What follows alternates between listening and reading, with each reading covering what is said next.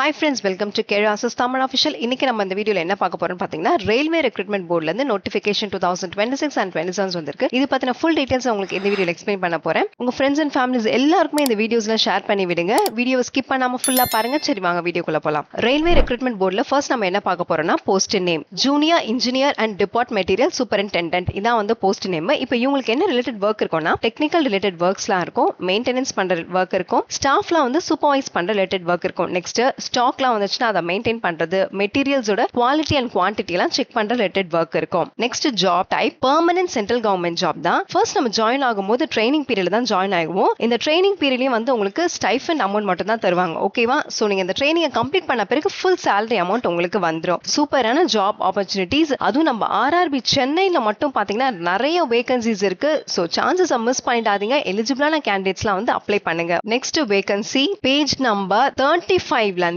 Page number 58 வரைக்கும் ஃபுல்லா எல்லா ஸ்டேட்லயுமே இவ்வளவு வேகன்சின்றத கிளியரா மென்ஷன் பண்ணிருக்காங்க. செக் பண்ணிக்கோங்க. அதே மாதிரி பாத்தீங்கன்னா எல்லா ஸ்டேட்லயுமே வேகன்சிஸ் இருக்கு. சான்சஸ் மிஸ் பண்ணிடாதீங்க. ஒன்ஸ் நம்ம இதை மிஸ் பண்ணிட்டோம்னா திருப்பி எப்போ ரயில்வே ரெக்ரூட்மெண்ட் போர்ட்ல நோட்டிபிகேஷன்ஸ் வரும் தெரியாது. சோ அதனால இந்த ஆப்பர்ச்சுனிட்டிஸை மிஸ் பண்ணிடாதீங்க. ஸ்டேட்லயுமே சேர்த்து ஓவரால் வேகன்சிஸ் எவ்வளவு இருக்குன்னா 3993 வேகன்சிஸ் இருக்கு. கிட்டத்தட்ட பாத்தீங்கன்னா 4000 வேகன்சி கிட்ட இருக்கு. ஓகேவா? நான் இப்ப நம்ம சதர்ன் ரயில்வே ஆர்ஆர்பி மட்டும் கிளியரா நான் எக்ஸ்பிளைன் பண்ணிடுறேன். ஓகேவா? சதர்ன் ரயில்வே எடுத்துக்கிட்டீங்கன்னு வச்சுக்கோங்க. ஃபர்ஸ்ட் நான் வந்து ஆர்ஆர்பி சென்னை எக்ஸ்பிளைன் பண்ணிடுறேன். நம்ம சென்னையில பாத்தீங்கன்னா ஓவராலா 362 வேகன்சிஸ் இருக்கு. ஓகேவா? நிறைய வேகன்சிஸ் கொடுத்திருக்காங்க. சான்சஸ் மிஸ் பண்ணிடாதீங்க. நான் இப்ப கேட்டகரி வைஸ் எக்ஸ்பிளைன் பண்ணிடுறேன். அண்டர்சர்வ் கேட்டகரியில பாத்தீங்கன்னா 145 வேகன்சிஸ் இருக்கு. எஸ்சி கேட்டகரியில பாத்தீங்கன்னா 59 வேகன்சிஸ் இருக்கு. எஸ்டி கேட்டகரியில பாத்தீங்கன்னா 35 வேகன்சிஸ் இருக்கு. ஓபிசி கேட்டகரியில பாத்தீங்கன்னா 81 வேகன்சிஸ் இருக்கு. எக்கனாமிக்கல் வீக்கர் செக்ஷன் கேட்டகரியில 42 வேகன்சிஸ் இருக்கு. நெக்ஸ்ட் எக்ஸ் சர்வீஸ்மேன் கேட்டகரியில 37 வேகன்சிஸ் இருக்கு. சோ மொத்தம் நம்ம சென்னையில மட்டும் பாத்தீங்கன்னா 362 வேகன்சிஸ் இருக்கு.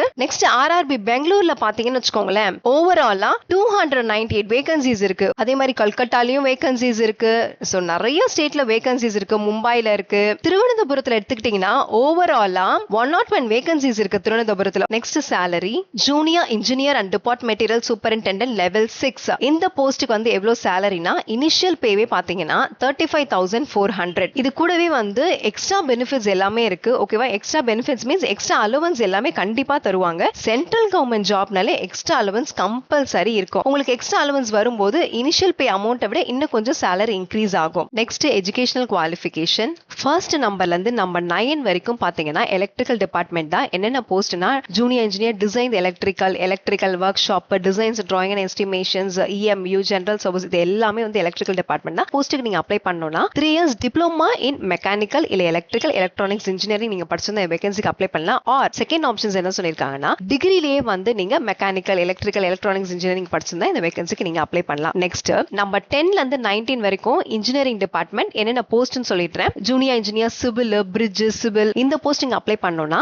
Same 3 years diploma in civil engineering நீங்க படிச்சிருக்கணும். ஆர் செகண்ட் ஆப்ஷன்ஸ் என்ன சொல்லிருக்காங்கன்னா பிஎஸ்சி இன் சிவில் இன்ஜினியரிங் நீங்க படிச்சிருந்தீங்கனாலும் இந்த வேகன்சிக்கு அப்ளை பண்ணலாம். Next number 20 junior engineer track machine இந்த போஸ்ட்டுக்கு நீங்க அப்ளை பண்ணணும்னு நினைச்சீங்கன்னா 3 இயர்ஸ் டிப்ளமா இன் மெக்கானிக்கல் இல்ல productions automobile electrical electronics instrumentations or control engineering இது படிச்சிருந்தீங்கன்னா நீங்க வேகன்சிக்கு அப்ளை பண்ணலாம். ஆர் எல்ஸ் டிகிரியில வந்து நீங்க பாத்தீங்கன்னா மெக்கானிக்கல் இல்ல productions automobile electrical electronics instrumentations நீங்க படிச்சிருந்தீங்கன்னா இந்த வேகன்சிக்கு அப்ளை பண்ணலாம். நெக்ஸ்ட் நம்பர் 21ல இருந்து நம்பர் 30 வரைக்கும் பாத்தீங்கன்னா ஃபுல்லா மெக்கானிக்கல் டிபார்ட்மெண்ட் தான். என்னென்ன போஸ்ட்னா junior engineer carriage and wagon junior engineer design mechanic workshop drawing and estimations இது எல்லாமே வந்து மெக்கானிக்கல் டிபார்ட்மெண்ட்ல வரும். இதுக்கு என்ன குவாலிஃபிகேஷன் சொல்லிருக்காங்கன்னா 3 இயர்ஸ் டிப்ளமால வந்து mechanical electrical electronics manufacturing mechatronics industrial machining instrumentations and கண்ட்ரோல்லாம் நீங்க படிச்சிருந்தா இந்த வேகன்சிக்கு அப்ளை பண்ணலாம். ஆர்எல்ஸ் சேம் ஆஸ் இட் இஸ்லயே வந்து நீங்க இன்ஜினியரிங் நீங்க படிச்சிருந்தீங்கனாலும் இந்த வேகன்சிக்கு நீங்க அப்ளை பண்ணலாம். இன்ஜினியரிங்ல வந்து நீங்க மெக்கானிக்கல் எலக்ட்ரிக்கல் எலக்ட்ரானிக்ஸ் மேனுஃபேக்சரிங் இதெல்லாம் நீங்க படிச்சிருந்த வேகன்சிக்கு நீங்க அப்ளை பண்ணலாம். ஓகேவா? நெக்ஸ்ட்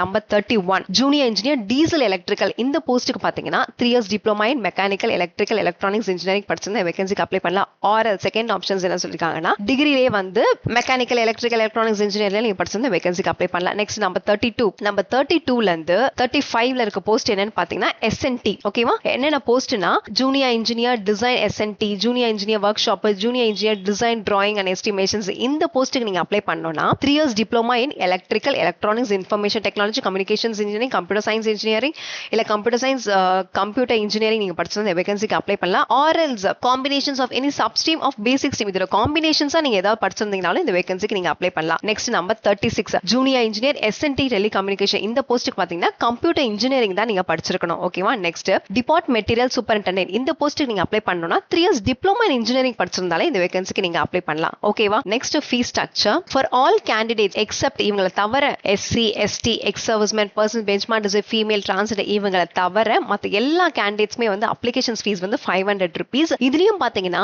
எந்தெந்த கேண்டிடேட்ஸ்லாம் வந்து ஃபர்ஸ்ட் இயர் CBT எழுதுறாங்களோ அந்த கேண்டிடேட்ஸ்க்கு மட்டும் வந்து பேங்க் சார்ஜஸ் மட்டும் புடிச்சிட்டு பேலன்ஸ் 400 rupees வந்து உங்களுக்கு ரீஃபண்ட் பண்ணிடுவாங்க. Next SC ST ex serviceman person benchmark disability female transgender economically backward class இந்த கேண்டிடேட்ஸ்லாம் வந்து அப்ளிகேஷன் ஃபீஸ் பாத்தீங்கன்னா 250 rupees அப்ளிகேஷன் ஃபீஸ். இதுலயுமே வந்து எந்த கேண்டிடேட்ஸ்லாம் வந்து ஃபர்ஸ்ட் இயர் CBT அட்டெண்ட் பண்றாங்களோ அந்த கேண்டிடேட்ஸ்க்கு மட்டும் வந்து பேங்க் சார்ஜஸ் மட்டும் புடிச்சிட்டு பேலன்ஸ் அமௌண்ட்டை வந்து ரீஃபண்ட் பண்ணிடுவாங்க. நெக்ஸ்ட் ஏஜ் லிமிட் மினிமம் 18 இயர்ஸ்ல இருந்து மேக்ஸிமம் 33 இயர்ஸ் குள்ள இருக்கவங்க தான் வந்து இந்த வேகன்சிக்கு அப்ளை பண்ண முடியும். நெக்ஸ்ட் ஏஜ் ரிலாக்சேஷன்ஸ் கொடுத்திருக்காங்க. SC and ST கேட்டகரியில இருக்கவங்க எக்ஸ்ட்ரா 5 இயர்ஸ் வரைக்கும் இந்த வேகன்சிக்கு அப்ளை பண்ணிக்கலாம். OBC கேட்டகரியில இருக்கவங்க எக்ஸ்ட்ரா 3 இயர்ஸ் வரைக்கும் இந்த வேகன்சிக்கு அப்ளை பண்ணிக்கலாம். எக்ஸ் சர்வீஸ்மேன்லயே வந்து அண்டர்சர்வ்ட் கேட்டகரி எகனாமிக்கல் வீக்கர் செக்ஷன் கேட்டகரில இருக்கவங்க எக்ஸ்ட்ரா 3 இயர்ஸ் வரைக்கும் இந்த வேகன்சிக்கு அப்ளை பண்ணலாம். எக்ஸ் சர்வீஸ்மேன்ல இருந்து OBC கேட்டகரியில இருக்கவங்க எக்ஸ்ட்ரா 6 இயர்ஸ் வரைக்கும் வேகன்சிக்கு நீங்க அப்ளை பண்ணிக்கலாம். எக்ஸ் சர்வீஸ்மேன்ல வந்து SC and ST கேட்டகரியில இருக்கவங்க எக்ஸ்ட்ரா 8 இயர்ஸ் வரைக்கும் இந்த வேகன்சிக்கு அப்ளை பண்ணிக்கலாம். நெக்ஸ்ட் பர்சன் பெஞ்ச்மார்க் டிசபிலிட்டி பாத்தீங்கன்னா அண்டர்சர்வ்ட் எகனாமிக்கல் வீக்கர் செக்ஷன் கேட்டகரியில இருக்கவங்க எக்ஸ்ட்ரா 10 இயர்ஸ் வரைக்கும் நீங்க இந்த வேகன்சிக்கு அப்ளை பண்ணிக்கலாம். OBC கேட்டகரியில இருக்கவங்க எக்ஸ்ட்ரா 13 இயர்ஸ் வரைக்கும் இந்த வேகன்சிக்கு அப்ளை பண்ணிக்கலாம். SC and ST கேட்டகரியில இருக்கவங்க எக்ஸ்ட்ரா 15 இயர்ஸ் வரைக்கும் இந்த வேகன்சிக்கு அப்ளை பண்ணிக்கலாம். நெக்ஸ்ட் கேண்டிடேட்ஸ் வந்து group C and group D railway ஸ்டாஃபா வர்க் பண்ணிட்டு இருக்கவங்க மினிமம் 3 இயர்ஸ் ஆவது நீங்க வர்க் பண்ணிருக்கணும். ஓகேவா. அந்த கேட்டகரியில இருக்கவங்க வந்து அண்டர்சர்வ்ட் எகனாமிக்கல் வீக்கர் செக்ஷன் கேட்டகரியில இருக்கவங்க 40 இயர்ஸ் ஆஃப் ஏஜ் வரைக்கும் நீங்க இந்த வேகன்சிக்கு அப்ளை பண்ணிக்கலாம். OBC நான் கிரீமி லேயர் கேட்டகரியில இருக்கவங்க 43 இயர்ஸ் ஆஃப் ஏஜ் வரைக்கும் இந்த வேகன்சிக்கு அப்ளை பண்ணிக்கலாம். SC and ST கேட்டகரியில இருக்கவங்க 45 இயர்ஸ் ஆஃப் ஏஜ் வரைக்கும் இந்த வேகன்சிக்கு அப்ளை பண்ணிக்கலாம். Next candidates who are working in quasi administrative office. quasi administrative officeனா என்னன்னா ரயில்வே கேண்டீன்ல கோஆபரேட்டிவ் சொசைட்டி இன்ஸ்டிடியூட்ல வர்க் பண்றவங்கலாம் வந்து பாத்தீங்கன்னா out of the service நீங்க எத்தனை இயர்ஸ் வர்க் பண்ணிருக்கீங்களோ இல்லனா ஆர் 5 இயர்ஸ் whichever இது ரெண்டுத்துல எது லெஸ்ஸோ அதுபடி வந்து ஏஜ் ரிலாக்சேஷன்ஸ் இருக்கும். Next female candidates widowed divorced இந்த மாதிரி கேட்டகரியில இருக்கவங்க வந்து அண்டர்சர்வ்ட் அண்ட் எகனாமிக்கல் வீக்கர் செக்ஷன் கேட்டகரியில இருக்கவங்க வந்து 35 இயர்ஸ் ஆஃப் ஏஜ் குள்ள நீங்க இந்த வேகன்சிக்கு அப்ளை பண்ணிக்கணும். OBC நான் கிரீமி லேயர் கேட்டகரியில இருக்கவங்க 38 இயர்ஸ் ஆஃப் ஏஜ் குள்ள நீங்க இந்த வேகன்சிக்கு அப்ளை பண்ணிக்கணும். SC and ST கேட்டகரியில இருக்கவங்க 40 இயர்ஸ் ஆஃப் ஏஜ் குள்ள நீங்க இந்த வேகன்சிக்கு நீங்க அப்ளை பண்ணிக்கணும். நெக்ஸ்ட் செலக்ஷன் ப்ராசஸ் பாத்தீங்கன்னா டோட்டலா 4 ஸ்டேஜஸா கனெக்ட் பண்றாங்க. ஃபர்ஸ்ட் ஸ்டேஜ் வந்து CBT computer based test 1. Second stage என்னன்னு பாத்தீங்கன்னா CBT 2 it means computer based test 2. ஓகேவா. தேர்ட் ஸ்டேஜ் என்னன்னா டாக்குமெண்ட் வெரிஃபிகேஷன். ஃபோர்த் ஸ்டேஜ் வந்து மெடிக்கல் எக்ஸாமினேஷன்ஸ். இப்போ ஃபர்ஸ்ட் ஸ்டேஜ் பாத்துறோம். ஃபர்ஸ்ட் ஸ்டேஜ் என்னன்னா CBT டோட்டல் டியூரேஷன்ஸ் வந்து 90 மினிட்ஸ் கனெக்ட் பண்றாங்க. நம்பர் ஆஃப் क्वेश्चंस வந்து 100 क्वेश्चंस இருக்கும். சிலபஸ் கொடுத்திருக்காங்க. மேத்தமேட்டிக்ஸ்ல வந்து number system, board maths, decimal fractions இந்த மாதிரி ரிலேட்டட் क्वेश्चंस கேட்பாங்க. ஜெனரல்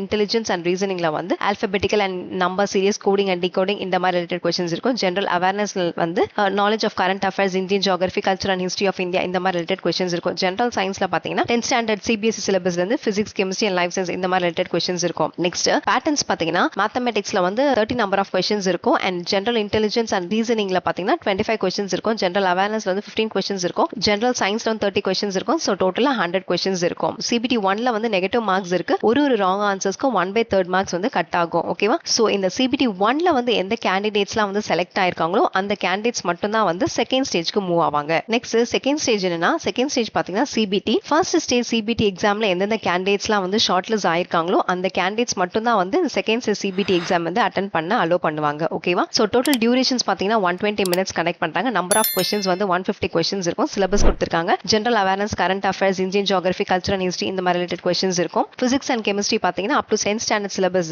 ரிலேட்டட் क्वेश्चंस இருக்கும். பேசிக்ஸ் ஆஃப் கம்ப்யூட்டர்ஸ் அண்ட் அப்ளிகேஷன்ஸ்ல வந்து input and output devices, storage devices, networking இந்த மாதிரி ரிலேட்டட் क्वेश्चंस கேட்பாங்க. Basics of environment and pollutions கண்ட்ரோல்ல இருந்து adverse effect of environmental pollutions and control strategies, air, water, noise pollution இந்த மாதிரி related questions கேட்பாங்க. Next வந்து பேட்டர்ன்ஸ் பாத்தீங்கன்னா ஜெனரல் அவேர்னஸ்ல வந்து 50 நம்பர் ஆஃப் क्वेश्चंस இருக்கும். பிசிக்ஸ் அண்ட் கெமிஸ்ட்ரில வந்து 50 நம்பர் ஆஃப் क्वेश्चंस இருக்கும். Basics of computers and applications 10 number of questions இருக்கும். Basics of environment pollutions control 10 number of questions இருக்கும். டெக்னிக்கல் எபிலிட்டிஸ்ல பாத்தீங்கன்னா 100 क्वेश्चंस இருக்கும். சோ டோட்டலா வந்து 150 क्वेश्चंस இருக்கும்.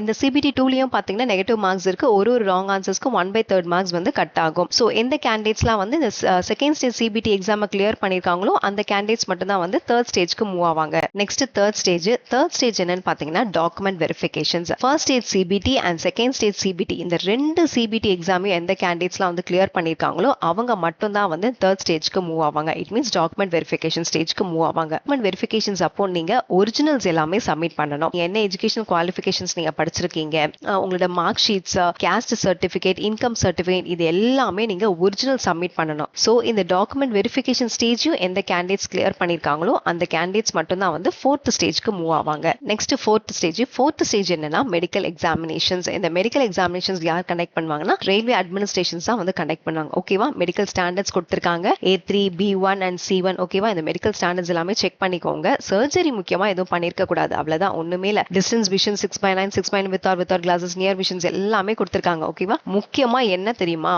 இந்த colour vision, binocular vision, night vision இதெல்லாம் நீங்க பக்காவா இருந்தாலே போதும், வேற ஒண்ணுமே இல்ல. சோ இப்போ இந்த 4 ஸ்டேஜஸ்லயுமே எந்த கேண்டிடேட்ஸ் வந்து கிளியர் பண்ணிருக்காங்களோ அந்த கேண்டிடேட்ஸ்க்கு வந்து ஜாப் கன்ஃபார்ம் ஆயிடும். Next how to apply. Official RRB வெப்சைட்ல போயிட்டு தான் நீங்க அப்ளிகேஷன்ஸ் ஃபார்மே நீங்க ஃபில் பண்ணணும். வேற எந்த வெப்சைட்ல நீங்க அப்ளிகேஷன்ஸ் ஃபார்ம் ஃபில் பண்ணக்கூடாது. அப்ளிகேஷன்ஸ் ஃபார்ம் ஃபில் பண்றதுக்கு முன்னாடி ஒரு ஆர்ஆர்பில வந்து ஒரு அக்கௌண்ட் கிரியேட் பண்ணி வச்சுக்கணும். ஓகேவா, இந்த அக்கௌண்ட் கிரியேட் பண்றதுக்கு என்னென்ன தேவைப்படும்னா மொபைல் நம்பர் தேவை, ஆக்டிவான இமெயில் ஐடி தேவைப்படும். ஓகேவா, பிகாஸ் ஓடிபி வரும். ஸோ அதனால மொபைல் நம்பர் ஆக்டிவான இமெயில் ஐடி கையில் வச்சுக்கோங்க. நீங்க ஆல்ரெடி அக்கௌண்ட் கிரியேட் பண்ணி வச்சிருந்தீங்கன்னா இந்த ஸ்டெப்ல நீங்க ஃபாலோ பண்ண தேவையே இல்லை. அக்கௌண்ட் கிரியேட் பண்ணாதவங்களுக்கு தான் இப்போ நான் ஸ்டெப் பை ஸ்டெப் சொல்றேன். நெக்ஸ்ட் இந்த ஆர்ஆர்பி வெப்சைட் ஓப்பன் பண்ணிக்கோங்க. இங்க கொடுத்துருப்பாங்க recruitment for various post of junior engineer and depart materials இருக்கும். இதுல வந்து அப்ளைன்னு கொடுத்துக்கோங்க. இப்போ வந்து நீங்க ஆல்ரெடி அக்கௌண்ட் கிரியேட் பண்ணி வச்சிருந்தீங்கன்னா login with RRB account credential open பண்ணிட்டீங்கனாலே நீங்க மொபைல் நம்பர் இமெயில் அட்ரஸ் கொடுத்து உங்களோட பாஸ்வேர்ட் போட்டு நீங்க லாகின் பண்ணிக்கலாம். ஓகேவா, இல்ல எனக்கு ஆல்ரெடி அக்கௌண்ட் இல்லன்னு நீங்க நினைச்சீங்கன்னா அப்ப என்ன பண்ணணும்னா கிரியேட் அன் அக்கௌண்ட் இதை கொடுத்துக்கோங்க. இதை கொடுத்துட்டீங்கனாலே இங்க வந்து